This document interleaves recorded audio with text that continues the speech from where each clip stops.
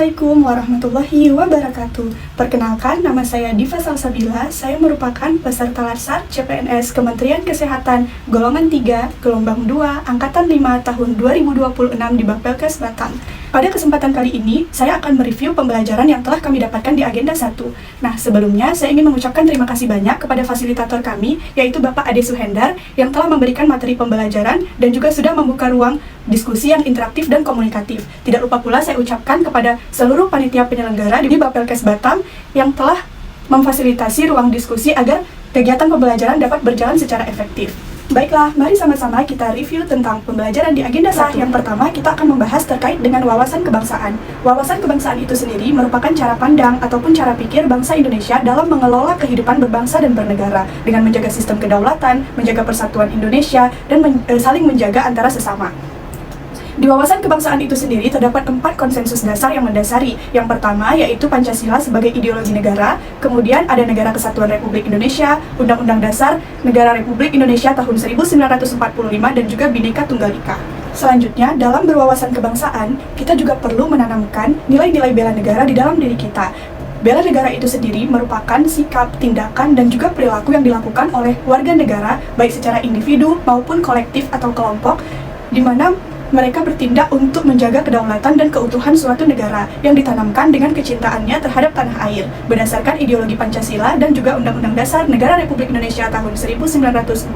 Kami dijelaskan terkait dengan miskonsepsi bela negara. Oleh karena itu, pembelajaran terkait bela negara ini penting untuk meluruskan bagaimana makna yang sesungguhnya dari arti bela negara itu sendiri. Nah, adapun miskonsepsi tentang bela negara yang sering diketahui oleh orang-orang yaitu yang pertama, bela negara itu hanya dilakukan oleh tim militer saja.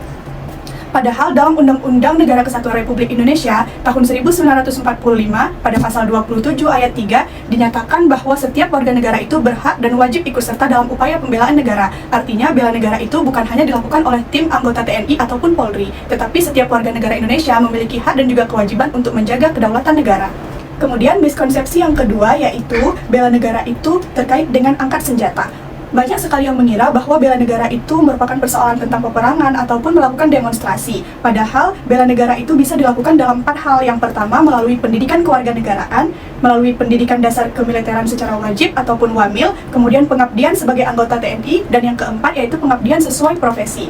Oleh karena itu, profesi dan pengabdian yang dilakukan sebaik mungkin itu sudah mencerminkan dan diakui sebagai bentuk negara itu sendiri. Terdapat 5 nilai-nilai yang mendasari. Yang pertama yaitu rasa cinta kita kepada tanah air, kemudian sadar berbangsa dan bernegara, setia kepada ideologi Pancasila, rela berkorban, dan juga kemampuan awal bela negara. Nah, selanjutnya kita akan membahas terkait dengan pembelajaran isu kontemporer.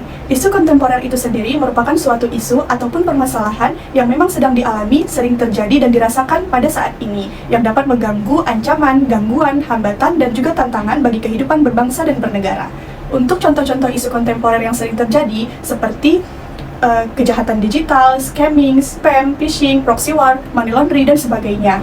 Nah, pada kelas pembelajaran sebelumnya, kami membahas terkait dengan isu kontemporer yang hingga saat ini masih sering terjadi, yaitu terkait dengan korupsi.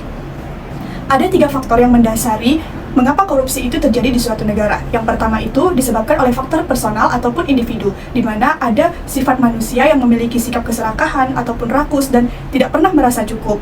Kemudian kurangnya iman, di mana hal tersebut bisa mendorong seseorang untuk melakukan tindakan korupsi. Selanjutnya yang kedua yaitu faktor sistem. Tidak bisa kita pungkiri bahwa di Indonesia itu sendiri, sistem terkait dengan korupsi itu masih kurang transparan, di mana kurangnya pengawasan yang ketat, kemudian efek yang diberikan kepada pelaku itu tidak menimbulkan efek jera, sehingga seseorang bisa saja melakukan tindakan korupsi. Kemudian yang ketiga ada faktor lingkungan ataupun sosial, di mana banyaknya stigma masyarakat yang menganggap bahwa indikator sukses seseorang itu diukur oleh materi. Nah, hal itu bisa membuat seseorang untuk mendorong melakukan korupsi. Strategi yang dapat dilakukan untuk menghindari korupsi agar tidak terjadi. Dari segi faktor personal ataupun individu, di sini kita harus selalu menjaga integritas, kemudian menolak gratifikasi, dan menghindari gaya hidup yang berlebihan. Kemudian melakukan penguatan religius, menanamkan karakter, dan juga moral sejak dini. Dari yang kedua, dari faktor sistem, di sini kita harus menerapkan sistem yang transparansi dan juga dapat melaporkan jika melihat ada kasus korupsi di sekitar kita. Hindari kekuasaan dan juga keputusan tunggal untuk menghindari kejadian kemungkinan korupsi terjadi di suatu negara. Nah, untuk yang ketiga yaitu faktor lingkungan dan sosial. Di sini kita harus membiasakan hal yang benar seperti membangun solidaritas sosial, perlu adanya edukasi, sanksi, dan juga program mutasi agar terjadinya suatu inovasi dan adaptif terhadap lingkungan dan juga orang-orang baru. Nah, untuk mengatasi isu kontemporer yang sering terjadi, kita sebagai calon aparatur sipil negara dituntut untuk bijak dalam menggunakan sosial media. Di sini kita dituntut untuk memiliki critical thinking ataupun berpikir kritis, kemudian kita menganalisis agar terwujudnya problem solving yang diharapkan. Baiklah, sekian review jurnal Agenda 1 yang dapat saya sampaikan. Lebih dan kurang saya mohon maaf. Assalamualaikum warahmatullahi wabarakatuh. Semoga bermanfaat.